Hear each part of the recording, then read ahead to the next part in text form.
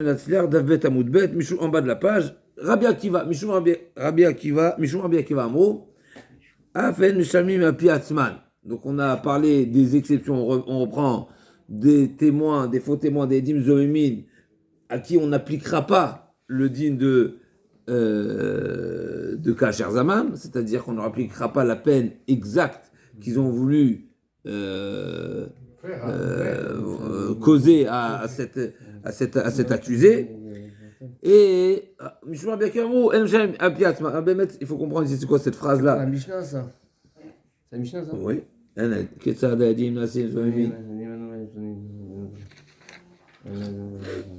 on est dans la Gemara. Il n'y a pas Rabbi Akiva dans la Mishnah. Non, c'est pas Rabbi Akiva. Oui, Chazal, mais Mechila, Rabbi Akiva, c'est pas dans la Mishnah. Mechila, j'avais pas compris ta question. Oui. Rabbi Akiva, c'est dans la Braïta. Mishum Rabbi Akiva Amrou, c'est dans la Braïta. Le Tanou Rabbanan, c'est dans la première grande ligne, à partir de la deuxième grande ligne, pardon. Non, c'est bon. Deuxième grande ligne, Tanou Rabbanan, c'est la Braïta. Tanou Rabbanan, ok. Arba Dvarim Nemrou Vedim Zoémin. C'est-à-dire, en fait, les dîmes zoémim, ils ne payent pas selon leur dire à eux. Voilà, c'est-à-dire, s'ils ont reconnu, Rachid nous dit, s'ils ont reconnu avoir fait un faux témoignage, ouais. Donc ils s'accusent eux-mêmes. C'est pas sur des aveux qu'on les accuse. Leur aveu ne sera pas retenu, ne leur imposera pas un paiement. Là, on a dit c'est quoi l'explication? Maïtama, on a dit deux explications nous hier. Pourquoi un homme qui prétend, une paire de témoins qui prétend avoir fait une fausse déposition, pourquoi on ne l'écoute pas? On a dit il y a deux éléments ici. Sans parler de zomémine. De manière générale, il y a deux raisons pourquoi on n'accepterait pas leur déclaration. Oui. C'est une question que je pose. On a dit deux choses hier. Pour les mamzères? Non. Des témoins. Un témoin qui veut faire marche arrière sur sa déposition de la veille. D'accord. Ou de l'instant passé. On ne l'écoute pas. Pourquoi on ne l'écoute pas? Il y a deux règles. Premièrement, un Adam Essimas Moracha. Un homme ne peut pas s'accuser et dire qu'il a fauté. C'est-à-dire quoi il ne peut pas? C'est-à-dire son auto-accusation ne sera pas retenue. En Adam Messim Atzmo Racha. En Adam Messim Atzmo Racha. Nous, on fait Tachanou, on fait ça, on fait que ça. Avec le bon Dieu, pas avec le Bedin. Chazak ou t'as raison. Tu as raison, Chazak. Ça veut dire le Bedin, la Torah n'a pas donné le droit au Bedin d'appliquer une peine pour une personne qui reconnaît par lui-même. Seulement c'est des témoins. Ça c'est pour le Bedin. Ensuite pour le bon Dieu, c'est une autre, qu'on appelle ça une autre, il y a un autre protocole, c'est une autre manière de juger. Vous allez avoir au Bedin. Donc premièrement, un Adam et Simas Moracha. Deuxièmement, donc ça c'est de manière générale, même si on ne parle pas de témoignage. Un Adam et Simas Moracha, mais s'ils ne sont pas témoins, un homme ne peut pas s'auto-déclarer Racha. Il ne peut pas venir dire j'ai transgressé Shabbat, etc. Il peut le dire. Ce ne sera pas retenu comme un témoignage. Un Adam et Simas Moracha, c'est même pas pris en considération. Ça, c'est première raison. Deuxièmement, dans un témoignage, n'est-ce pas, il y a une autre règle de manière générale. Après que la déposition a été faite, aucune modification pourra être entendue. Comment elle s'appelle cette règle? Kevan Sheigid Shuveno Choser Magid. Une personne qui a fait une déposition, un témoignage, il n'est plus en mesure de faire marche arrière. On est bon? Maintenant, il y a un troisième paramètre. Pourquoi? On a besoin d'un troisième paramètre ici. Pourquoi? Une troisième donnée. Pourquoi? Parce que toutes ces choses-là, toutes ces règles sont valables quand il s'agit d'une peine ou d'une accusation qui sera une pénalité. Mais quand il s'agit d'une reconnaissance de dette, est-ce qu'un homme est crédible de dire je dois de l'argent? Un homme qui vient au Bedin et qui dit je dois de l'argent à Shimon, est-ce qu'on l'écoute ou pas? Est-ce qu'il sera accusé selon ses dires? Oui ou non? Oui. Quand dans un domaine d'argent, oui. Dans un domaine d'argent, oui. Pourquoi? Dans un domaine d'argent, pourquoi c'est marqué? C'est quoi comment elle s'appelle cette règle? Hoda'at ba'adin kebadim dameh. Hoda'at ba'adin kebadim dameh. La reconnaissance de la personne qui reconnaît être redevable, eh ben ça vaut comme 100 témoins. Donc je ne comprends pas ici, maintenant dans les Edim Zoémin, Des faux témoins qui disent on a souhaité l'accuser à tort d'une somme d'argent. Donc normalement, c'est une reconnaissance de dette. Pas témoignage. Oui. Donc on devrait appliquer la règle de Odad, Badin, Kemedim, Damé. Donc on devrait Et qui paye? ils devraient faire payer. Ouais. Réponse. Non, il paye pas. Quatrième règle. Modé Biknas, pas tour. Oui. Ah, Modé Biknas, pas tour. Ah, ouais. Tout Knas, c'est une règle générale. Une règle générale. Toute personne qui a une redevable qui est une pénalité. Ah, ouais. Une redevable d'une pénalité, pas d'une amende, pas d'un dédommagement, d'un Knas. C'est quoi la définition de Knas? On va rentrer dans la Gemara. Knas, c'est une pénalité. mais non, pas de classe. Là. Ah ouais, on parle de quoi? Edim Zomémine, c'est quoi? Edim Zomémine, des faux témoins. Edim Zomémine, c'est quoi? Mais le type. Edim, on parle de Knas, on parle de Edim Zomémine, c'est ça le sujet. Il s'accuse lui-même que. De quoi? D'avoir fait un faux témoignage. Ah, Non. moi, je suis dans l'argent, là. Oui, d'avoir fait un faux témoignage qui causait à rendre coupable et redevable un accusé. D'accord. ok. Donc Ah, deux témoins qui ont fait une déposition à la charge d'une personne qui l'accuse de payer. mhm, D'accord? D'accord. Donc Réhouven et Shimon qui ont accusé Lévi d'être redevable à Yehuda. D'accord, ok. D'accord? Donc deux témoins qui accusent quelqu'un de redevable. Eux, ils reconnaissent, c'est quoi? On n'était jamais présent au moment des faits. D'accord. Donc on est des faux témoins. Est-ce qu'ils vont payer? Bah non. Pourquoi? Normalement, on devrait appliquer quelle règle?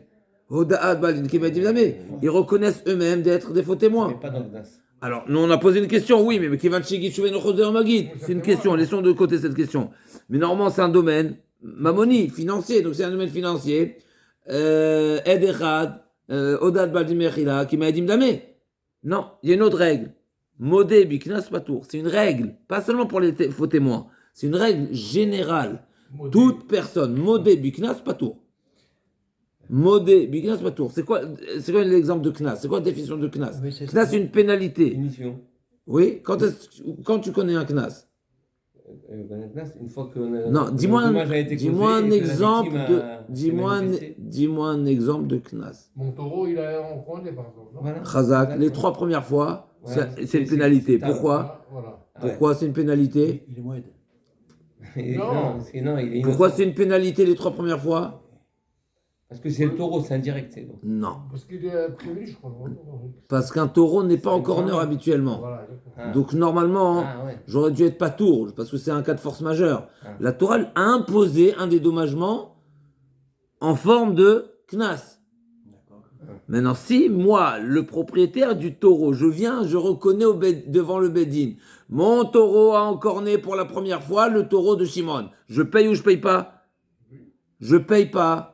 C'est un knas, modébi knas, Attends. pas tour. D'accord, mais j'ai pas compris. Et Rouven, comment il fait Rakshnia, est-ce que là on est bon? Modé, biknas, pas tour. Rouven, il veut son argent. Rouven. Modé, c'est un biknas, knas, pas tour. c'est une C'est punition. une pénalité. C'est une Donc, pénalité. Rouven, il. Chet. Chet. Mais oui. Ah, mais tout le monde va faire ça, je veux dire. Ça... Asher Yashon Elohim, c'est marqué. C'est marqué dans la Torah. Asher Yashon Elohim. Une pénalité, je ne suis redevable d'une pénalité seulement si je suis accusé par 2 témoins. Je suis redevable. Je suis redevable. Regarde, j'ai un exemple. Je vais donner un exemple simple. Tu as brûlé un feu rouge. Il n'y a pas de témoin. Je suis pas toujours. Ça Tu dépend dois- sur les caméras. Non, non, Tu dois ou tu dois pas? Tant qu'on t'a pas attrapé, tu dois pas. On doit pareil. C'est ça. T'as fait un accident. On t'a pas attrapé, tu dois, tu dois pas. Chazécham, t'es rentré dans une voiture, tu l'as accroché. Ouais. Il n'y a pas de témoin, tu dois, tu dois pas? Non. Tu dois. Ah, je dois. Mais bien sûr. Ah oui, T'as pardon. compris la différence? Ah. Là, c'est un dommage, là, c'est une pénalité. Ah oui, là, c'est une d'accord. amende. Il Femme, y a des dommages qui ont rien. un entraîné. dommage, ça, t'as endommagé quelqu'un, ça s'appelle t'es un mazik. Vas-y. Je parle d'un juif, bien sûr, t'as endommagé un juif, d'accord? Ouais. Ok? Non. Après, on rentre dans d'autres. Mais de manière générale, t'as endommagé, tu dois. D'accord. T'as fait perdre de l'argent à quelqu'un, tu dois. Oui, bien sûr. Je reprends, ok, d'accord, dans le dommage. Je parle juif parce que quand on parle d'un taureau, c'est un petit peu différent. Ok, mais en tout cas, t'as endommagé une personne. Tu dois, ça change pas que t'es fait attraper ou t'es pas fait attraper. Par contre, ça, c'est une pénalité. Mais ça dépend si tu t'es fait attraper. Quelqu'un qui va au tribunal et dit j'ai brûlé un feu rouge, combien je dois? Mais ils vont dire rentre chez toi, va te faire soigner. Voilà. Par contre, il vient dire j'ai endommagé la voiture de. Il va dire viens, on va voir. C'est qui le propriétaire du véhicule, etc. D'accord? C'est Amavdé Favda, c'est ce qui est place dans la Torah. Quelqu'un qui reconnaît avoir endommagé ou d'être redevable de quoi que ce soit à quelqu'un, si du mammon, ce qu'on appelle, c'est de l'argent qui est indu parce qu'il en était propriétaire, parce que c'est un dommage, parce que c'est une dette d'un emprunt ou quoi, ben tu la dois, tu reconnais, tu dois, tu payes. C'est une pénalité, non. Donc par exemple, le dommage du taureau, c'est une pénalité. Le dommage des faux témoins, le devoir de payer Kacher Zamam, ce que la Torah a imposé aux faux témoins de payer ce qu'ils ont voulu causer à quelqu'un d'autre, c'est quoi? C'est une dette. C'est une punition. C'est une punition. Mais dis-moi toi, celui qui a fait une fausse déposition, la Torah dit paye ce que tu as voulu faire perdre. Ouais. C'est un mammon ou c'est un knas? C'est une pénalité ou c'est un dédommagement? Une pénalité. Pénalité. Donc, sous toute personne qui reconnaît être redevable d'une pénalité, ben, il ne paye pas. D'accord. Ok. Maintenant, comment on définit si c'est une pénalité ou pas? C'est faux. Ah oui. Comment on définit si l'argent que tu S'il y a dois... un échec ou pas. Non. Ben voilà. S'il y a S'il y a un une échec. perte, c'est un dédommagement, puisque tu dédommages la perte. C'est à cause des dommages. c'est tout. Ok. Mais s'il n'y a pas de perte, il n'y a pas eu de perte dans l'histoire, et la Torah dit paye quand même. Il faut bien situer le cas en fait. Chaque cas, il faut bien situer. Razak. Voilà. Maintenant, il y a des exceptions, parce que des fois, il y a une perte, c'est quand même knas. Comme on l'a dit pour le taureau, il y a une perte, c'est quand même knas. Mais c'est une knas parce que c'est honnête. Je t'écoute. En bas, on est en bas. 3 lignes du bas. Maïtama de Rabia qui va qu'à savoir knasaou, knasem shem piatzmo. C'est une pénalité. La reconnaissance d'un faux témoignage. Donc des témoins qui prétendent qu'ils sont des faux témoins, donc ils sont des eux-mêmes. Ben, qu'est-ce qu'ils auraient dû être rêves de payer? Si ils avaient été rêves de payer, ça aurait été quoi? Quel mode? Knas. Oui. Knas, on ne paye pas par sa propre reconnaissance. Vem shem knas piatzmo, de manière générale, pas seulement dans les faux témoins, de manière générale. Toute personne qui reconnaît être au devoir d'une pénalité, il ne paye pas. Toute personne qui reconnaît être redevable d'une pénalité, il ne paye pas. On est bon? Ouais. C'est marqué dans la Torah, Asher Yarshimon Elohim. C'est seulement par une accusation du Bedin que je suis redevable d'une pénalité. Pas par ma reconnaissance. Prat le marché est asmo, c'est marqué dans la Gemara. Amaraba, Teda. Maintenant, qui a dit que c'est Knas? Peut-être c'est Mammon. Ah oui. Teda. Pourquoi? C'est quoi la définition de Knas? La Gemara va nous dire c'est quoi la définition de Knas. Teda. Asher Elo Asumase. Veneragim. Les faux témoins. Pourquoi ils sont accusés alors qu'ils n'ont rien fait? Ils n'ont pas encore fait en tout cas. Ils ont seulement fait une fausse déposition. Un faux témoin, n'est-ce pas? Oui. Qui a accusé, qui a déposé un témoignage à la charge d'une personne. Par exemple, ils ont accusé une personne d'être assassin. Mhm. Cet accusé-là n'a pas été tué encore. Et eux, ils ont été révélés comme des faux témoins. Qu'est-ce qu'on fait? On les tue à eux. Ah oui. parce Comment qu'ils c'est ont qu'on les voulu. tue? Parce qu'ils ont voulu tuer, même s'ils n'ont pas tué. Donc c'est la preuve que c'est une pénalité. Oh, oh, oh. On est bon ou pas? Et pourquoi c'est marqué Mishalmi Mammon? Allez, on y va. Teda, Sheare Mamon Biad Bealim, Mishalmim. Une autre formule. Il y a une nuance entre les deux. Si l'accusé, dernière ligne, Ah, d'accord. Teda, Sheare Mamon Biad Bealim, Mishalmim. Elle se trouve où l'argent? C'est l'accusé. L'accusé, il n'a pas perdu d'argent, l'argent est entre ses mains. Et il paye quand même les faux témoins. C'est une preuve que c'est un knas. Là, il y a deux preuves qu'on comprend Ça bien. va dans le sens. Non, pas Ah, dans le au même sens. contraire. Qui vont Ça avoir- explique pourquoi Rabbi Akiva dit paye pas. Pourquoi il paye pas? Parce que c'est knas. Pourquoi c'est knas? C'est quoi la preuve que c'est un knas? Ah, ouais, Parce qu'il n'y a d'accord. pas eu le fait. Parce qu'il n'y a pas eu les faits ne sont pas produits encore. L'argent est Ça, entre ils les amènent mois. deux arguments pour Rabbi Akiva. Exactement. Ah, d'accord. Pour Ah, prouver d'accord. que c'est du D'accord, knas. c'est ça qui est dur à C'est une suivre. pénalité. C'est Non, ça c'est qui très est- simple, très simple. Ah, faire un chat. Maï Benayou, l'Agma demande c'est quoi la différence entre les deux. Maïninou, pardon. L'Agma dit c'est quoi la différence entre les deux? Lo Asuma Ase et Maman Biadbel, c'est la même chose. C'est quoi la différence entre la formule de Rav Nachman et la formule de Entre les deux Rabat? arguments, là, Oui, c'est la même chose, ça revient au même. Ça revient au même, hein, Encore une d'accord. fois, on cherche à définir pourquoi c'est du knas. D'accord. On a dit quand il y a perte concrète, il y a un accident, c'est du mammon. C'est du mammon. Quand il n'y a pas de perte, c'est seulement Une intention. l'intention. Ouais, Forcément, c'est une pénalité. ouais. D'accord. Ok. Quelle est la différence entre la formule de Rabat et la formule de Rav Nachman? C'est la même chose, ça va. L'agma dit, mais nous, là, c'est Massaï, nous, des rabats. Et ma vie, Rav Nachman. L'agma dit, effectivement, Rav Nachman et Rabba, ils ont dit la même chose. La même chose. C'est la même chose. D'accord. Amar Avid Amara, on passe. Edzomem. Meshalem le Fichelko. Il y a une question ici maintenant qui se pose. Les filles Khalkou. Ils partagent. Les Fichelko, ça part. Hein? Ça part. Ça part, oui. Deux témoins qui ont voulu condamner une personne à recevoir des coups. Ouais. Oui. Deux témoins qui accusent une personne à tort de recevoir des coups. Oui. Il s'avère que c'est des faux témoins. C'est eux qui vont prendre les coups à la place, n'est-ce pas? Oui. Oui. Combien de coups chacun va prendre? Moitié. 39. Un, je mets Michel Méfier. Ah 20 et ouais. 20. 20 et demi et 20 et demi. Ah bon, moitié-moitié, mais eux, ils ont voulu lui faire 40. Sur le dos de l'accusé, cette faux accusé là, il t'en savait pas combien? 40. 40 à chacun. Donc 40 à chacun. Ça fait 400. 40 à chacun. Chacun 40. Chacun c'est obligé. Maintenant, s'ils ont voulu l'accuser de payer 100, Payé 100. les faux témoins qui accusent Simon et Trayab de payer 100. Ah, ils vont faire 50-50. 50-50, pourquoi? Hein? Parce que. Ils ont voulu lui faire perdre 100. Hein? Ah, ouais. Ah ouais. Amarav. D'accord, ok. Ah ouais. Amarav et Amarav. Edzomem Shem Lefi Chelko. Ça se fait pas comme ça. Quand on parle d'argent, ça se partage.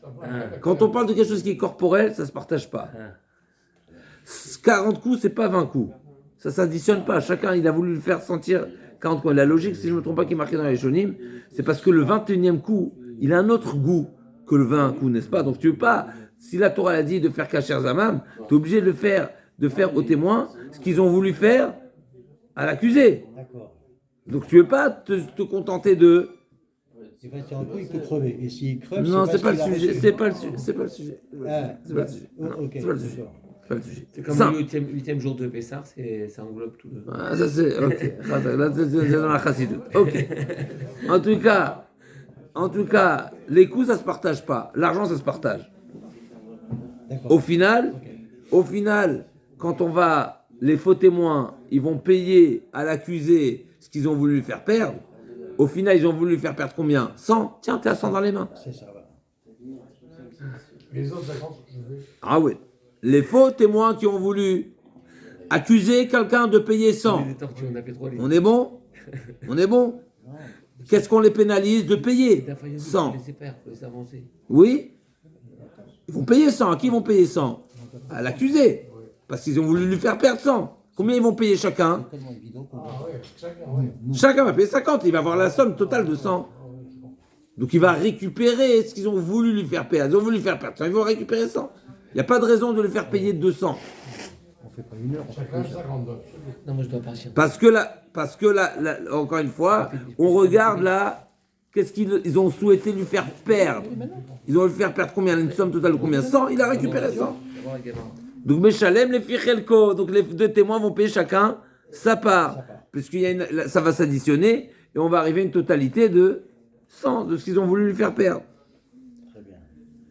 L'agma a dit Maï Meshalem Fichelko, Maï Meshalem Palga, Meshalem Palga, Tanina, Meshalem Bemalkut. L'agma a dit c'est quoi le chidouche de Rav? C'est une Mishnah explicite. C'est explicite. Qu'est-ce que tu viens de me dire, Rav? Tu vas pas me répéter une Mishnah explicite. Meshalshin, c'est qu'on va C'est partager. un principe. Voilà, Ça, c'est- B, Dans les Mammon, coups, mais pas dans Meshalem les- Makot. Voilà. כן? אלא כגון דאיזום חד מן היו. l'Agma a dit non, tu sais de quoi il s'agit? On parle du cas, de quoi Rav va parler? Du cas où, sur les deux témoins, il y a un des deux témoins qui est faux témoin. Ah oui, ça valide tout, quoi. Ouais. Rak shnir. Ça, c'est ce que nous avons dit. L'Agma veut proposer pour l'instant que, dans ce cas-là, c'est dans ce cas-là que Rav a dit qu'il paiera sa part. Ah ouais. D'accord? Donc, sur les deux témoins, il y a un des deux témoins qui a été accusé Zomem. Est-ce qu'il paye sa part ou pas? L'Agma propose, c'est dans ce cas-là qu'il paiera sa part. L'Agma a dit, ah bon? Mais les autres. Kegon. Et les autres quoi? Mais il n'est pas faux, l'autre témoin. Ah, d'accord. Il ne s'est pas avéré faux témoin, donc comment tu veux l'accuser? Et là, quand on dit, je pas le gardé, oui, mais chalet, il ne paye pas du tout. Tania, Enen Zomem Michel Mamon, Hachi Azumu Shneem, on a dit hier, la règle de Edzomem, on ne pénalise pas le faux témoin qui ne s'est pas avéré que toute la paire est fausse. Un faux témoin, n'est-ce pas?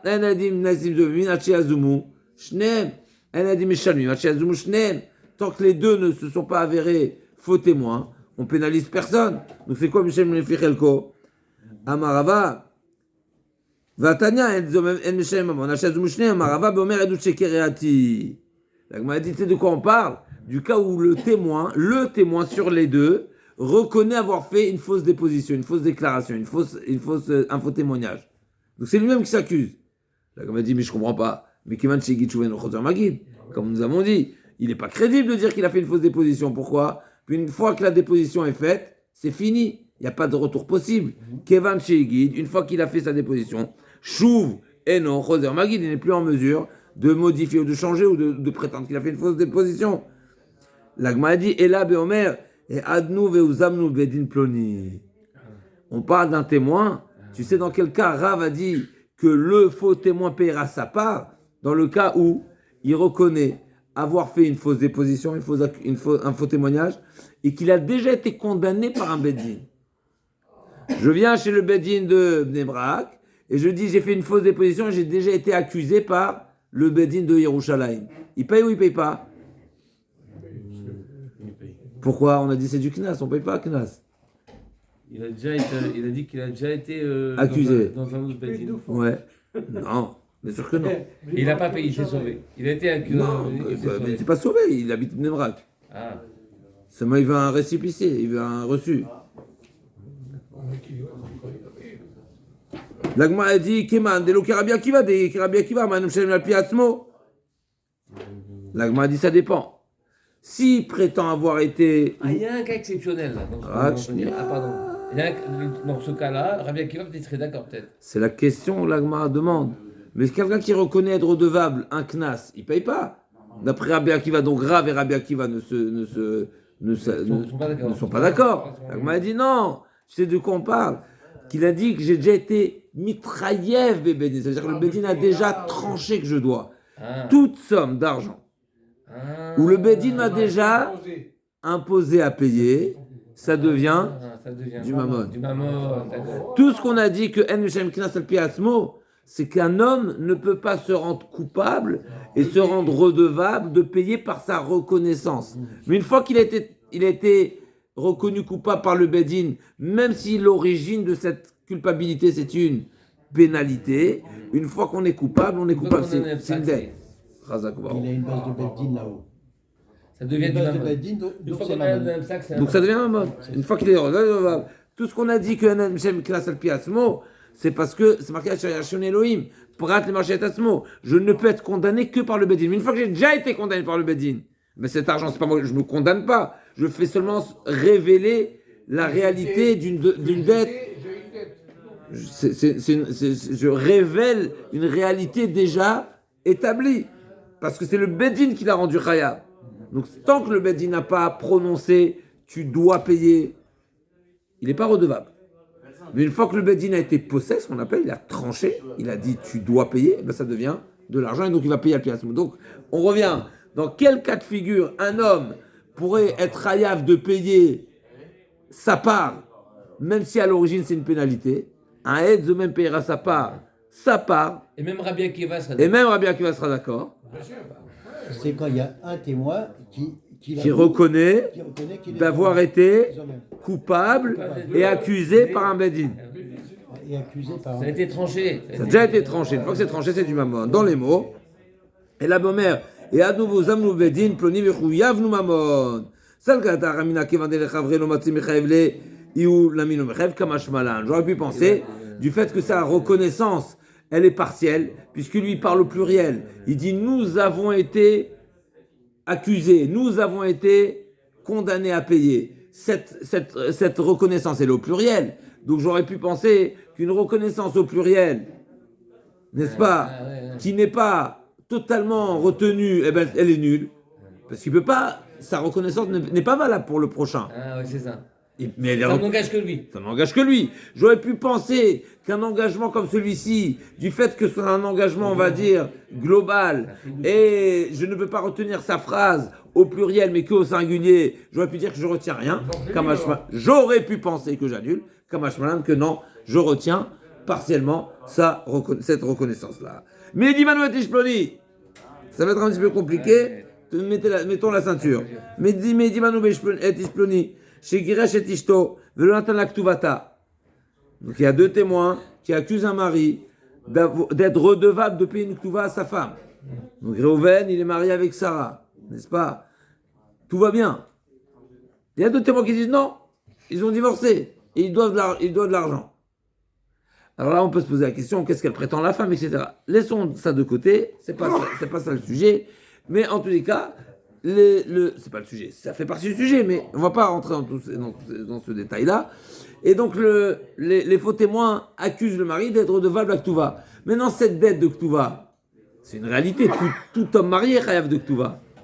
Donc, le fait de dire aujourd'hui, il doit la Ktuva, c'est pas réellement un faux témoignage. Tout homme a un devoir de Ktuva. La question, c'est est-ce que ce devoir est concret et d'actualité ou pas? D'accord? Mais il faut voir le guet alors. Ok, laisse ça de côté. Maintenant, il s'avère que c'est des faux témoins. Okay. D'accord? Donc, eux, ils ont prétendu Reuven doit payer une Ktuva. Il s'avère qu'il ne doit pas payer de Ktuva. Pourquoi? Parce qu'ils sont bien mariés. D'accord. Maintenant, comment je vais évaluer ce qu'ils ont souhaité faire perdre à ce mari-là? Le prix de la Ktuva. Oui, mais un petit peu de réflexion. C'est pas juste de dire que j'ai voulu te faire perdre la Ktuva, parce que peut-être tu devras la payer un jour, cette Ktuva. On est bon ou pas? Encore une fois, de dire que quelqu'un est capable de payer une Ktuva, un homme marié, de dire qu'un homme marié doit payer une Ktuva, est-ce que ça veut dire que j'ai voulu lui faire perdre la somme de la Ktuva? Pas forcément, parce que peut-être un beau jour il devra la payer. Donc je ne vais pas dire que j'ai voulu lui faire perdre ça. On est bon ou pas? Est-ce qu'on est d'accord déjà? C'est déjà l'introduction de la Mishnah suivante que je viens de vous faire. Alors la Mishnah elle nous dit Omdin kama adam rotzeliten miktuvata shezu shemitan menon garsha veimeta irashena baala. On va voir combien ça vaut une ktuva. Spéculer. Exactement, c'est une spéculation. Chazak ou baruch. Omdim kama adam rotzeliten. Combien un homme aurait été prêt à payer une ktuva qui est, point d'interrogation, d'une femme. D'accord? Donc une femme qui a un droit de ktuva de 1000. C'est comme un viager, quoi. Exactement. La question c'est qui va payer? Est-ce que c'est combien le mari serait prêt à payer pour ne pas payer la ktuva, pour racheter sa ktuva, ou bien combien dans le marché les gens seraient intéressés d'acheter la ktuva de la femme? Ah ouais, c'est sur quelle Donc la mort de qui? Quelle partie on Voilà. n'a pas vu. Il y a deux manières et ça. Non, Effectivement, ça va être la question de la Gemara. Parce que si on traduit les mots, comme Adam Rotseten Miktuvata Shezu, Shemitan Menon Garshav Imeta Irashena Baala. Sachant qu'une femme, n'est-ce pas, ne va pas forcément encaisser sa ktuva. Il y a des. Dans quel cas elle touche la ktuva la femme? Si elle ne meurt pas. Dans quel cas elle touche la ktuva la femme? Ah oui. Quand elle a le guet Si elle est divorcée, divorcée. si la mari la divorce, ou si le mari décède. Mais si elle est morte en première, elle n'a pas de ktuva. Donc il y a un doute. Donc cette ktuva, c'est une dette, certes, mais pas forcément monnayable, pas forcément qu'on va la... Maintenant, il y a une femme, la femme, elle est en mesure de vendre sa ktuva. C'est-à-dire, elle va sur la place du marché et dit, regardez. T'as besoin d'argent. Ou toi ou moi. D'accord, donc la femme, elle a une ktuva. Elle veut la vendre sur la place du marché. Combien elle vaut la ktuva aujourd'hui? Spéculation. C'est une viager, comme tu as dit, c'est une vente à viager. Il y a un droit potentiel d'obtenir la somme qui est marquée à l'intérieur. Au cas où le mari décède en premier, ou bien il y a divorce. Attends. Est-ce que... Donc la Gemara dit que Tzachamin, tenons bon, Amara Frisa Bebal. C'est-à-dire qu'on évalue combien vaut cette c'est la spéculation du côté du mari. C'est-à-dire combien le mari serait prêt à payer pour ne pas payer l'actua de sa femme, au cas où il divorce ou au cas où il meurt en premier.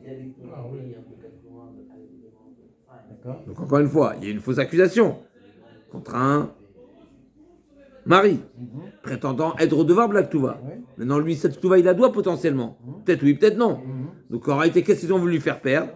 Ils ont voulu lui faire perdre la somme qu'il aurait été prêt, lui, à payer pour ne pas être redevable de cette actuva. En un mot. Racheter le droit de sa femme. C'est ça qu'ils ont voulu lui faire perdre. On va essayer de simplifier en quelques phrases. Il y a deux possibilités de vendre ce droit, on va dire, qui est potentiel en faveur de la femme.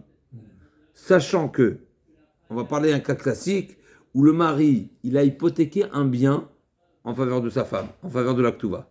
Donc il a un bien immobilier qui est hypothéqué en faveur de sa femme. On est bon? Il s'est marié en 2020, il a un bien immobilier, ce bien immobilier est de la valeur d'actuva, 1 million en faveur de sa femme. On est bon? Jusqu'à là tout va bien? Ouais. C'est hypothéqué. Maintenant cette hypothèque, peut-être la femme va en bénéficier, peut-être elle ne va pas en bénéficier.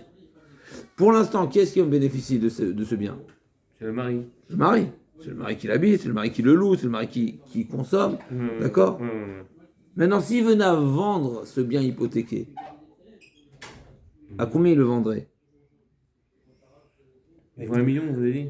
Merida, il y a deux possibilités. Donc ce bien-là, il vend ce bien qui est hypothéqué. Combien un homme est prêt à acheter un bien qui est hypothéqué? Sachant que cette hypothèque, peut-être qu'elle va prendre effet, peut-être qu'elle ne va pas prendre effet. Il peut vendre au prix où il veut, le double. 2 millions. Il peut vendre. Mais l'acheteur, à combien il va acheter? Bien sûr, tu peux vendre à 10 millions, Oui, si tu veux, à 100 ouais, millions, c'est c'est ça, pas ça ouais. qui m'intéresse. C'est le prix, c'est combien dans le marché on est intéressé à acheter ça. C'est moins cher Ah. qu'1 million, c'est sûr. Parce qu'il est hypothéqué. Ben oui, Il y a un tu mot. vas pas acheter un bien qui vaut 1 million à 1 million, Ouais. alors que celui-ci, il est hypothéqué. Oui, d'accord. C'est pas une bonne affaire. Il y a un Hein. risque. On est bon. Ouais. Maintenant, le risque, il est de combien? 50. Ah ouais, ça s'évalue. 50-50. Et même si le mari décède en premier, mais c'est dans combien de temps? Ah. Il y a un certain nombre d'années. Logiquement, il met chez le Tenubem Shivim Shana, n'est-ce pas? D'accord? Donc donc il y aura toutes ces spéculations de combien je suis intéressé d'acheter ce qu'on appelle, c'est pas viager, c'est l'inverse de viager. C'est ce qu'on appelle dmei mafteach. N'est-ce pas? Tu achètes le droit, c'est un droit d'usage finalement, parce que peut-être qu'un jour tu devras le céder. Ouais. Donc combien tu es prêt à payer un bien sachant qu'il est hypothéqué et peut-être qu'un jour on va te le reprendre. Peut-être. Mais il y a des gens qui vont faire de l'étude de marché et ils vont voir la rentabilité, n'est-ce pas? Et il y en a qui seront même capables de payer 1 million. Pourquoi? Parce qu'ils vont se dire, La rentabilité. voilà, j'ai une rentabilité assurée. Même si, selon mes spéculations, je pourrais en profiter 10 ans, 20 ans, etc. Ça vaut le coup. C'est rentable. En général, on ne va pas prendre ce risque parce que je peux acheter un autre à 1 million, n'est-ce pas? c'est ça. Je peux acheter un autre, si je trouve un autre. Mais si autre c'est un peut-être. produit rare, Ouais. n'est-ce pas? Ou pour moi, il a des avantages ou quoi, je serais prêt à payer, mais à prix fort. Ouais. Donc ça, c'est quand on parle de Bébal. C'est combien le mari réussirait théoriquement à vendre le bien qui est hypothéqué en faveur de sa femme. Il pourrait le vendre, très bien le vendre, même s'il ne vendrait pas 1 million, mais il pourra vendre très bien le terrain. Pourquoi? Parce que s'il vend ce terrain-là, ça va donner le droit à l'acheteur d'en profiter. Ça, c'est une évaluation de l'actuva, c'est-à-dire du bien qui est hypothéqué à l'actuva. Il y a une autre évaluation possible. Combien la femme va vendre son potentiel, son droit potentiel d'encaisser l'actuva. Ah oui. Combien la femme, donc elle a un bien hypothéqué en sa faveur. Cette fameuse maison-là qui est hypothéquée en sa faveur, elle pourrait la vendre. Maintenant, est-ce que combien l'acheteur serait capable de payer pour cette maison qui est hypothéquée en faveur de la femme? Est-ce qu'il serait capable de payer autant que si c'était le mari qui lui vendait? Bien sûr que non. Pourquoi? Parce que quand c'est le mari qui vend, il vend ça va donner droit à l'acheteur à l'utiliser. Parce qu'il lui vend un bien avec une hypothèque. Ok, mais il lui vend le bien. Par contre, et donc il va en profiter l'acheteur. Par contre, quand la femme vend le droit d'encaisser la maison, aujourd'hui quand elle vend rien du tout. Elle vend un droit. Faible tout. On est bon avec ces deux marchés.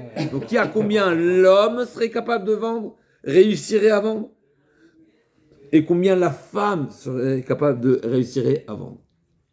Alors la femme, elle peut vendre moins cher. Beaucoup moins cher que l'homme. Pourquoi? Parce que l'homme, il vend du concret, la femme ne vend seulement du potentiel. Le mari vend du concret. Aujourd'hui, c'est du concret avec un défaut, si on veut, parce que c'est hypothéqué. Oui. Mais c'est un défaut, on va dire, potentiel. C'est pas une certitude. Mais il pourrait bien vendre. D'accord? Et là, Et la femme, elle est ni divorcée, ni elle est crevée. Donc, et ni elle a, bien sûr, c'est dans tous les cas. ouais. Mais ni elle a l'usufruit aujourd'hui. Alors que le mari, quand il vend l'usufruit. Donc la femme, quand elle vend que du potentiel, alors que le mari vend du concret également. Du réel, ils vont Du réel. On revient à nos faux témoins maintenant. Tout ça, c'est l'introduction de le droit que le mari, ou bien la capacité qu'il aurait pu monnayer cette ktuva, et combien la femme peut monnayer cette ktuva. Maintenant, les faux témoins, qui ont dit le mari doit l'argent. Donc, qu'est-ce qu'ils ont voulu lui faire perdre? Cette capacité de... Donc, ça veut dire quoi? Ils lui disent quoi? Les faux témoins, ils ont dit quoi au Bedin? Le mari doit céder cette maison. Ouais. Donc, qu'est-ce qu'il a perdu, le mari? Ce qu'il aurait pu vendre. Il aurait pu la vendre, cette maison. Ouais. Et si tu me dis que je la dois, donc j'ai perdu l'argent que j'aurais pu vendre la maison. Donc, même si la maison vaut 1 million, et Maktoua vaut 1 million, mais je ne les dois pas ces millions. Mais peut-être je les dois. Donc, qu'est-ce qu'aujourd'hui j'aurais pu monnayer de cette maison si ce n'était cette accusation? Eh ben, combien? Non, pas 1 million, parce que c'est une maison hypothéquée. Ah oui. Pardon. Donc, le million, moins la valeur de ce que les gens ne sont pas prêts à payer pour le risque. Ouais. Ça, c'est quand on parle de la perte de l'homme. De l'homme. Ah oui. De l'homme, la perte de l'homme. La perte de l'homme, parce que les faux témoins ont voulu lui faire perdre qu'on appelle ça, le droit de vendre cette maison, parce qu'ils voulaient lui saisir. Eux, ils voulaient le saisir. Eux, ils l'ont accusé de devoir cette maison. En réalité, il la doit pas. Comment on évalue ce qu'ils ont voulu lui faire perdre? C'est pas toute la maison, parce que la maison, elle est hypothéquée de toutes les façons. Donc, c'est ce qu'il aurait pu soutirer comme valeur d'une maison hypothéquée. C'est quoi le sens Be'isha ou Biktuvata? C'est-à-dire que dans la Ktuva, on sait qu'il y a beaucoup de choses qui sont notées là-bas. Il y a la dette. Il y a la dette de la Ktuva, l'engagement de la femme. Mais aussi, il y a beaucoup d'autres éléments. L'engagement du mari vers la femme, il y a encore beaucoup de choses. Il y a par exemple les biens de la femme qui sont au profit du mari. Ah oui, l'usufruit. Nirse Melog, etc. Donc, est-ce que tout ça également, ils ont voulu faire perdre au mari? Normalement, ça aussi, ils ont voulu faire perdre. Puisque quand un homme marié, il a l'usufruit des biens de sa femme. Donc, les témoins prétendant que cet homme est divorcé, donc qu'est-ce qu'ils ont voulu faire perdre? L'usufruit. Oui, aussi. Donc, ils devraient payer ça. La Gemara a dit non. Beisha ou Biktuvata, seulement la Ktuva, seulement l'engagement du mari. Les témoins, quand ils témoignent le divorce, ils témoignent qu'un homme doit la Ktuva. Tout le reste, tous les, on va dire, les dommages collatéraux, ils ne sont pas pris en compte. Pourquoi? Parce qu'ils peuvent prétendre qu'on ne savait pas qu'est-ce qu'il avait comme usufruit sur les biens de sa femme. Qu'est-ce que sa femme avait comme bien. La Ktuva, c'est quelque chose qu'on sait. L'usufruit, même si c'est encore... il faut rentrer encore une fois dans le vif du sujet, parce pour savoir exactement quand est-ce que des témoins disent on ne savait pas, ou quand ils ne peuvent pas dire on ne savait pas, quelle est leur intention première ou pas l'intention première. Mais en tous les cas, ce qui est certain, c'est que ça, c'est le sens, encore une fois, d'après Rashi, Be'isha ou Biktuvata, on parle du droit de la femme, du bien du mari, et pas l'inverse, et pas des droits du mari sur les biens de la femme. Ça, c'est ce qu'il va payer. Qu'est-ce qu'ils devront payer? Ce qu'ils ont voulu faire perdre. Puisque finalement, qui est-ce qui est accusé ici? Le mari. Le mari d'être redevable de quoi? De son engagement, pas de ses droits. Vous voyez la différence ou pas? Il y a accusé quelqu'un d'être redevable de payer une dette, et il y a accusé une personne, ou bien témoigner à charge d'une personne, pour lui retirer des droits d'usufruit. Ok. Mishuma, l'Agmara, elle retient que les témoins seront redevables de payer s'ils ont voulu faire perdre au mari de cette manière-là et pas tout l'usufruit. On peut se poser la question, il y a des cas de figure, on sait très bien qu'un homme s'est marié avec une femme richissime et on sait très bien qu'elle s'est mariée et qu'elle lui a apporté toutes sortes de biens. Donc, a priori, on devrait dire, mais c'est ça ce qu'ils ont voulu lui faire perdre au mari, c'est l'usufruit de tous les biens de sa femme. Ok, ça à vérifier et à approfondir dans quel cas les témoins seront crédibles de dire, nous, notre intention était seulement de faire payer le mari et pas lui faire perdre ses avantages. Ok. Medianu Beishloni, il y a une Mishnah suivante qui est très proche dans l'idée. Medianu Beishloni, Shechav Lachavero, שהוא חייב לחבר לבזוז, על מנת לתנו לו מכאן ועד 30 יום, והוא אומר מכאן ועד 10 שנים.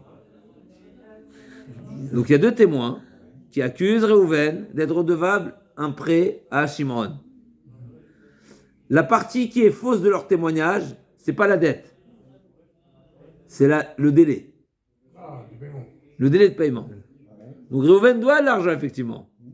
Il doit 100 000. Il a emprunté 100 000. Il les doit. C'est pas ça qui est faux. Qu'est-ce qui est faux? Le délai. Les faux témoins prétendent qu'il est redevable de les payer d'ici un mois, alors que lui, il a emprunté pour 10 ans. 10 ans. Oui. Donc, ils n'ont pas voulu faire perdre les 100 000, puisque les 100 000, il les doit. Pas la valeur, mais l'échéance. C'est tout. L'échéance, donc comment on évalue l'échéance? Ah oui. Comment on évalue l'échéance? Comment on évalue l'échéance? Comment on évalue cette volonté, ce que les témoins auraient causé comme dommage à cet emprunteur-là? Ah ouais. Réponse. Alors, on se réveille. Eh ben, combien un homme est prêt à payer d'intérêt pour avoir un prêt pour 10 ans, simplement? Ah ouais. Toi, tu souhaites emprunter 100 000 à la banque, n'est-ce pas? Tu es prêt de payer des intérêts. Oui, bien sûr. Combien tu payes d'intérêts? Ça dépend si elle me fait qu'un. Combien tu payes d'intérêts? Dis-moi un chiffre, ça facilite l'affaire. 4%. C'est la banque qui va me proposer un 4%, mais toi, c'est toi l'acheteur, c'est toi l'intéressé. Ouais. Donc toi, tu es prêt à payer Ouais. à ce que la banque te demande Pour 10 ans pour plus. 10 ans. Pour un mois. Pour 10 ans. Donc combien tu vas payer pour 10 ans? 4% d'intérêt. Donc 4% de 100 000, c'est combien? Sur 10 000 Non, sur 10 ans. 400. Alors 4%. 4% sur 10 000. Sur 100 000. Sur 100 000. Ouais. 4% de 100 000, ça fait 4 000 par an. par an. Voilà. Et 10 ans. Ça fait 40 000. Ah, 40 000, bravo. Donc tu empruntes 100 000, Ouais, tu rends 140 000. Ah, c'est ça. On est bon, un peu moins parce que le calcul, ok, 140 000, d'accord? C'est ça. Donc les faux témoins qui accusent Ouais. un emprunteur de devoir rembourser d'ici un mois alors qu'il avait, lui, 10 ans d'échéance, eh bien combien ils devront le dédommager? 40 000. Parce que c'est la valeur de ce qu'ils ont voulu faire perdre. En Israël, c'est des taux variables. Quand on fait des... Ouais, non, mais bon, on est dans le fixe. Taux fixe, taux fixe. D'accord. C'est bon? Ouais. On est bon? Ouais. C'est bon. Donc, maintenant vous allez me poser la question, mais c'est du rébit ça? Non, c'est du rébit, mais ouais. C'est du rébit. Combien tu es prêt à payer pour emprunter de l'argent? C'est du rébit. C'est un service aussi. Oui, mais c'est du rébit. C'est du rébit. C'est sûr, c'est du rébit. Mais c'est ce que ça vaut. Le rébit c'est interdit, mais c'est ce que ça vaut. Et alors? Le rébit c'est interdit, mais c'est ce que ça vaut. C'est un rébit autorisé. Non. Non? Le rébit c'est La interdit. société, elle ne peut pas avancer. Non. Ou s'il y a pas Le de crédit. rébit c'est interdit. Ouais. Mais c'est ce que ça vaut dans le marché. C'est une réalité que ça vaut ça. Oui, il y a un intérêt toujours. Alors, Il y a- pourquoi on l'appelle- Non, je répète, non, vous me suivez. Donc, Mehdi Manou Beishploni. Shou Chayav la Chavero Elef Zouz. Donc, les Et faux alors, il paye, témoins. alors Ils payent. Alors, comment on fait? Eh ben, Ils payent. Qu'est-ce qu'on fait, les témoins? Ils alors payent. Eh ben, il Il paye 40 000. paye. 40 000, il paye. Hamcha. Ils payent. 6. Ils payent. 7. Ils payent quoi? Les intérêts. Les intérêts potentiels qu'un homme aurait été prêt à payer pour emprunter s'il avait emprunté à la banque. Exactement. Femt. Parce qu'il a emprunté C'est à un Angola. service. C'est un service. Si. Si. Si. Il n'a pas emprunté à quoi? Il a emprunté à son frère. Oui, non. Sans intérêt. Non, oui, mais d'accord, ok, oui. Mais il aurait été prêt à emprunter à la banque en payant 40 000 d'intérêt. Très bien, c'est ça. Ça, c'est ce qu'ils ont voulu faire perdre. C'est un Moi, rébit j'ai qui- trouvé un frère qui m'a prêté gracieusement sans intérêt. Donc, je n'ai pas perdu ces 40 000. Non. Mais j'aurais été prêt à payer 40 000. Mais ça, c'est ce qu'ils ont voulu faire perdre. Donc, on voit que le Hedzo même paye ce qu'il a voulu faire perdre, non seulement potentiellement, pas en concret. C'est un ribit virtuel. Exactement. C'est un leurre. Oui. Eh ben, ils vont le payer quand même, ce rébit. Ouais, voilà, ouais. Eux, ils vont le payer ce que j'aurais été prêt à payer à la banque. Comment on le considère ce paiement? La pénalité du Edzomem. Un classe, alors. Exactement. Comme tout ce qu'ils ont voulu faire perdre, les Dimzomémines. Exactement. Wow.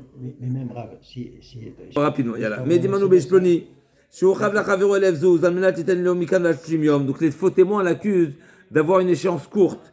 Veu Omer, et l'accusé dit quoi? Bien sûr, je suis redevable. Mais Mikana de Sachanim, moi j'ai un délai de 10 ans. D'accord? Omdim, comment on va évaluer ce qu'ils ont voulu faire perdre à cet accusé? Les faux témoins, combien ils ont voulu faire perdre? Kama Adam Roteliten, Veyu Beyadav, Beyado, Elev Zouz, Ben Notnim Mikana Shimiom, Ben Mikana de Sachanim. Combien un homme est prêt à payer pour avoir de la trésorerie pendant 10 ans? On a posé une question, mais c'est interdit de payer ça. Effectivement, mais c'est pas pour autant que c'est pas une valeur. Il y a un prix du marché. Combien un homme dans le marché est prêt à payer pour avoir de la trésorerie pendant 10 ans? Ça a une valeur. Cette valeur-là, ils devront le payer. C'est ce qu'on appelle du ribit. Amar Avuda, maintenant Agmar va ouvrir une parenthèse, complètement une parenthèse. Amar Avuda, Amar Shmuel. Comment tu me parles de 10 ans ici? Mais il y a la Shemitah. Ah oui, 7 ans. Une parenthèse. Shemitah, c'est 7 ans. 7 ans. Donc après 7 ans, ça se met à 0. Qu'est-ce que tu me parles de 10 ans ici? Chazak, l'Agma aurait pu parler de Prosboul. L'Agma va dire autre chose. Avant le Prosboul, oralement, on va dire la Shemitah, elle met un terme à un prêt qui aurait pu être réclamé. Je répète, la Shemitah met un terme à un prêt qui peut être réclamé. C'est-à-dire, tout prêt que je peux réclamer le jour de la Shemitah, la Torah te dit ce que tu pouvais réclamer, ne le réclame plus. Ciao. Maintenant, un prêt que je ne pouvais pas réclamer. Pourquoi? Parce que ce n'est pas encore l'échéance. Ah oui. Eh ben là, il n'y a pas de la Shemitah n'annule pas le prêt. Je répète. Si j'ai prêté de l'argent à Réhouven et j'étais en mesure de lui réclamer pendant la 7e année, c'est-à-dire que c'était la date d'échéance, c'était mon droit de lui réclamer. La Torah te dit ne lui réclame pas. Oublie ta dette. Maintenant, si de toutes les façons, donc la Torah te dit, mais qu'on appelle ça, en veilleuse, ton droit de réclamation que tu avais concrètement. Maintenant, un droit de réclamation qui n'est pas à la date de la Shemitah. Pourquoi? Parce que l'échéance était dans 10 ans. Dans 10 ans, elle était après. Donc au moment de la Shemitah, tu pouvais réclamer? Non. Non. T'as aucun droit pendant la Shemitah. Non, l'inverse. Si le prêt pour 10 ans, donc à la 7e, tu pouvais réclamer? Non. Tu pouvais pas réclamer. Donc la Torah te dit pas d'annuler ta réclamation. La Torah te dit la réclamation que tu as le droit de réclamer. Et la 6e année, je crois. Ça s'annule. 7e. Le droit de réclamation, il est annulé. Mais s'ils n'avaient pas de droit de réclamation, ben, il ne s'annule pas. D'accord, j'ai compris. D'accord? C'est pas tous les prix que la Shemitah. Razak, c'est le sujet de l'Agmara. C'est le sujet de l'Agmara. 7, date butoir 7, on ne Si- revient pas. Si c'est après, La 7e, après la 7e, tu as le droit de réclamer. Pourquoi tu as le droit de réclamer? parce que De ligne du bas. Amar Avuda Amar Shmuel. Amalve Travero Lesser Shanim, Shuid Meshametato. Donc Shmuel, il dit, c'est oui, Meshamet. Pas comme on a dit maintenant. Amalve Travero Lesser Shanim, Shuid Meshametato. Un prêt qui était programmé pour une échéance de 10 ans, eh ben la Shemitah, elle est oui, Meshamet. Pas comme on vient de dire. Ah, mais au moment de la 7e année, il n'y avait pas l'interdiction de, ouvrez les guillemets, ne réclame pas ton ami. Pourquoi? Mais parce que j'étais pas en mesure de lui réclamer. Pourquoi la Torah dit ne le réclame pas? Qu'est-ce que dit la Torah de la Shemitah? Ne réclame pas ton ami. Maintenant, quand j'ai mis, l'échéance était dans 10 ans, donc de toutes les façons, je ne peux pas lui réclamer. Donc la Torah, elle ne va pas me dire ne le réclame pas. Même si à la 7e année, il n'y avait pas le potentiel de réclamation, mais sauf à telle idée, le Higos. La Torah, en réalité, te dit, tous tes droits de réclamation, même futurs, ils sont annulés. D'après Shmuel, pas comme on a dit. On est bon? Donc Shmuel dit, même une date, un emprunt pour dans 10 ans, la Shemitah annule. Annule la dette. ואף על גב דולקרין בלא יגוס, סוף התליד לא יגוס. מציב רב כהנא, לגמר אובג'ט, הפרשת notre משנה, עומדים כמה אדם רוצה ליתן ויהיו 1,000 זוז בידו, בין ליתן מכאן ועד 30 יום, ובין מכאן ועד 10 שנים. On voit dans la Mishnah, on parle de 10 ans. Donc si, ça veut dire que ça existe un prêt de 10 ans. Ça veut dire qu'il n'y a pas de Shemitah. Si la Shemitah elle annule, donc qu'est-ce que tu me parles de 10 ans? La Shemitah c'est la 7e année. Comment tu veux me parler de 10 ans? Forcément que 10 ans, la Shemitah elle annule pas. On est bon? Non. מטיב רב כהנא, עומדים כבדם רוצה ליתן ויהיו 1,000 זוז בידו, בין ליתן מכאן ועד 30 יום, בין ליתן מכאן ועד 10 שנים, אמר שביל משם ודתו, כולו אינה מבעל שומה. Si, d'après toi Shmuel, la Shemitah, elle est méchamétette, ça veut dire que la Shemitah annule la dette. Mais quelqu'un qui dit, moi j'ai emprunté pour 10 ans, donc en réalité il dit quoi? Que mon emprunt, il sera jamais remboursé. Je répète, quelqu'un qui dit, moi j'ai un document prouvant qu'il m'a prêté pour 10 ans. Arrivé la 7e année, la dette est annulée ou pas? D'après toi, Shmuel, tu viens de me dire que ça annule. Donc cet emprunteur, en réalité, il bénéficie gracieusement de cet emprunt à taux zéro, sans rembourser. Donc les faux témoins, ils ont voulu lui faire perdre toute la somme. Qu'est-ce que tu me dis, toi, que les faux témoins ne paieront seulement le ribit? D'après toi, Shmuel, ils ont voulu faire perdre toute la somme parce que lui, il était dispensé de rembourser toute la somme. Parce qu'un emprunt de 10 ans, automatiquement, il est annulé par la Shemitah de la 7e année. Amarava Ramaskinan, Bemalvé à la Mashkon. Non, en général, effectivement, je suis d'accord avec Shmuel, un emprunt sans gage, eh ben la Shemitah annule. Dans la Mishnah, c'est de quoi on parle? C'est qu'il a déposé un gage. S'il a déposé un gage, alors là, il n'y a pas la Shemitah. Pourquoi? Parce qu'il y a le mashkon. Le mashkon, c'est comme un remboursement. Un remboursement, c'est comme un remboursement. Et donc, la Shemitah, elle n'est pas. Le garant sur le prêt. C'est comme si j'ai déjà remboursé. C'est ça. Ou bien, Mosar Shotav le Bedin, dit Nan, et comme la Mishnah nous dit, Amalvé à la mashkon, Mosar Shotav le Bedin, en mashmitin. La Shemitah n'annule pas un emprunt qui est où l'emprunteur a déposé un mashkon. Et pareil, Moser Sharotav le Bedin, celui qui a transmis ses documents, ses lettres de créance au Bedin. Pourquoi? Parce que la Torah interdit, je dis très simplement, une phrase très simple, la Torah interdit le prêteur à réclamer, pas le Bedin. Le Bedin n'est pas en interdit de réclamer. Donc le prêteur qui transmet ses documents au Bedin, le Bedin peuvent réclamer à la place du prêteur. Moser Sharotav le Bedin. Donc dans ces deux cas-là, effectivement, tout le monde est d'accord qu'il n'y aura pas la Shemitah. Ikadamre, ça c'était la première version. Deuxième version, non, l'inverse. Ikadam Amar Vidamar Shmuel Amal Vetraverole Sachanim, En Shvit. C'est ça ce qu'on va retenir.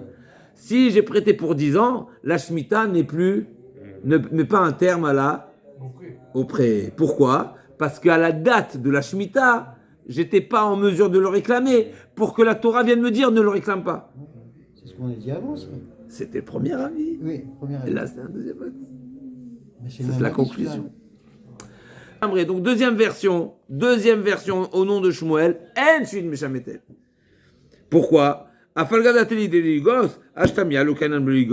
qu'aujourd'hui de la Shemitah, je ne suis pas en mesure de le réclamer, donc la Torah ne me parle pas. La Torah me parle si j'étais en mesure de réclamer. Là, aujourd'hui, je ne suis pas en mesure de réclamer. Pourquoi? Parce que l'échéance est dans 10 ans.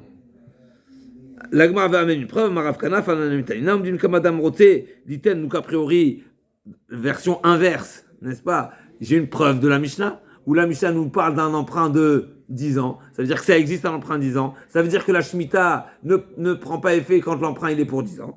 L'Agmar Mikana Tsushim, Yom Beniten Mikana Sarachani, Via Marshim, Shetukulu Belsheme.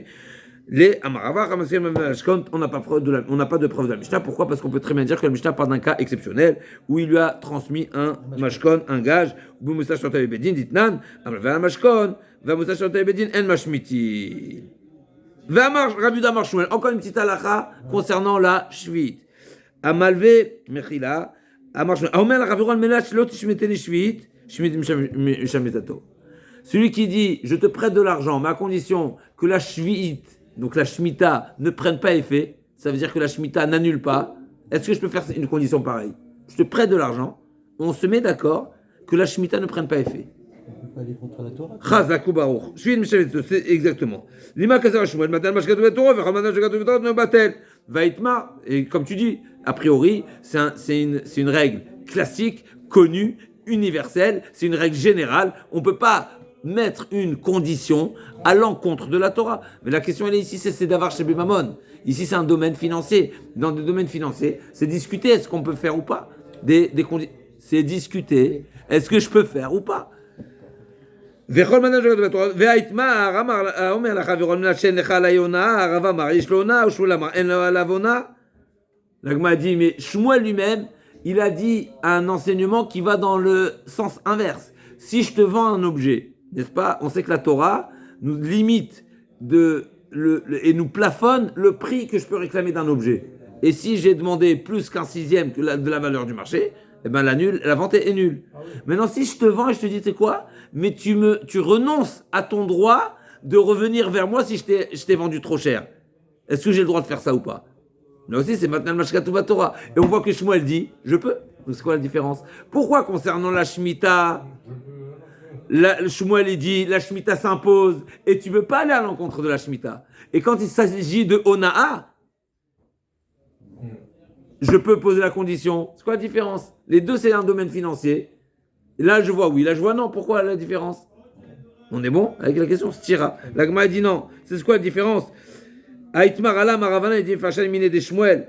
Almenat shen lecha ala yona en lo alavona. Almenat shen bona reish bona. Achanami. Almenat shelo tishmeteni shvit en shim mishametato. Almenat shelo tishmeteni shvit shim mishametato. Il y a deux versions. Il y a à condition que tu me réclames pas la ona. Et il y a à condition qu'il n'y a pas le din de ona. De dire à condition que tu me réclames pas la ona, c'est une condition qui est formulée dans un sens de mechila. C'est comme si que tu me dis, je suis mochel la ona. C'est comme si que je dis, je prends conscience que la Torah me donne un droit de te réclamer la surtaxe, je te la fais cadeau. J'ai le droit de te faire cadeau. Sous cette formule, ça marche. Par contre, si je dis qu'on se met d'accord qu'on ne se fasse pas imposer par la Torah une halakha, ça tu veux pas. Ça s'appelle aller à l'encontre de la Torah. Donc encore une fois, tout dépend comment c'est formulé. Je peux arriver à un résultat si je formule correctement la chose. Si je dis à condition que tu renonces à ton droit, ça tu as le droit. Tu as le droit de me faire un cadeau. La Torah t'interdit pas de faire un cadeau. Donc si je te dis, je te vends, n'est-ce pas, cette voiture qui est cotée à l'Argus 20 000, je te la vends 30 000, est-ce que tu es d'accord? Tu es d'accord de renoncer à ton droit de hona? Il dit oui. Ben la brioute, c'est comme si tu lui as fait un cadeau, tu lui as donné une enveloppe de 10 000. La brioute. La Torah t'interdit pas de faire des cadeaux. Donc sous cette formule, tu as le droit. D'accord. D'accord, donc on avance. Donc d'accord, par contre si tu dis, il n'y a pas la halakha qui s'impose, ça tu veux pas. Là, c'est aller à l'encontre de la halakha. Là, c'est aller à l'encontre d'un droit, c'est un cadeau, tu as le droit. Pareil pour la Shemitah. Si je dis, à condition qu'il n'y a pas le din de Shemitah, ça, tu ne veux pas le faire. Mais s'il lui a dit, Almena, tchelo tishmeteni bashvit, c'est-à-dire qu'il renonce à ce droit de la Torah, n'est-ce pas, de mettre à zéro la dette pendant la Shemitah. Effacer la lettre alors. Ok. Alors, on se retrouve demain, Bézartuit.